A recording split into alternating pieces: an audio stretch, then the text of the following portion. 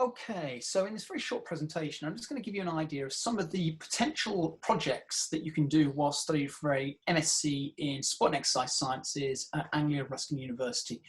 So these are projects that I would be supervising if you were doing the MSc, and they're in three broad categories.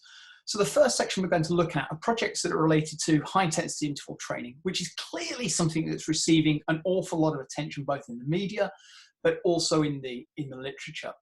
So we've published some previous work in this field, but we've got four projects or four areas of real interest. These aren't necessarily the questions, but they're areas of interest. First thing we'd like to know is, what are the mitochondrial responses to HIIT and sit-based interventions? Now, to a degree, one could argue this has been looked at by people like Martin Gibala, but actually what we don't really know is how that response changes as a function of the intervention that's being used. So does that mitochondrial biogenesis change if we alter, for example, the training load that we impose in the HIIT intervention? To do this, actually, it's worth stating that you would actually get to use some quite sophisticated equipment. We'd be recording things like cardiovascular responses using thoracic impedance cardiography.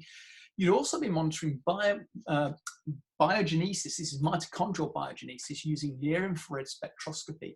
And we would actually have to apply an electrical stimulation to the muscle to actually simulate mitochondrial responses. It's a very, very neat approach.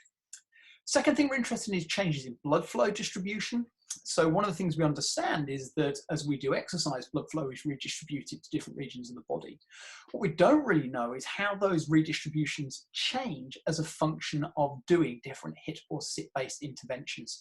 And one, we don't know what actually happens during the intervention, and two, we don't know what the longer term, the chronic response is in terms of these blood flow redistributions.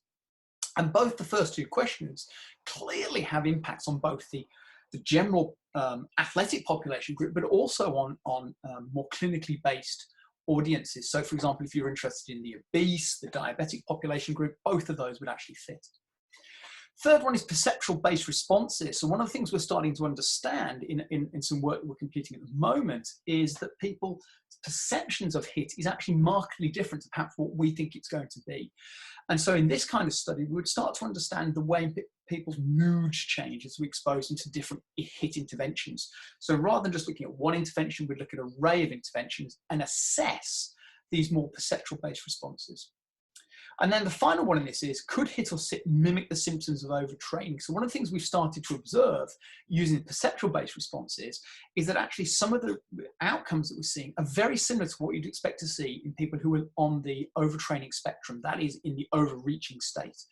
So what we want to do is actually satisfy whether that is the case. And that's not really been looked at, because quite often in studies we'll use a HIIT intervention and then that's it. But actually, nobody's really considered that what we might be doing is actually potentially overtraining the population group that we're working with. The second group of studies fall into the notion of blood flow restricted exercise. So this is using a model, which is blood flow restriction, to mimic what we see in a lot of pathological diseases and in disease-based states, things like claudication, for example. Now, the projects we're proposing here are actually in collaboration with the University of Paris-Saclay.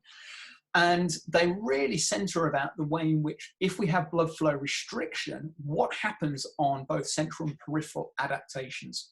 So for example, one of the areas we're interested in is what happens if we have an acute blood flow restriction on what we call angiogenesis and VO2 max. In other words, if we have blood flow restriction, we do blood flow restriction exercise or training, can that change the way in which we get adaptations in both the arteries and the veins?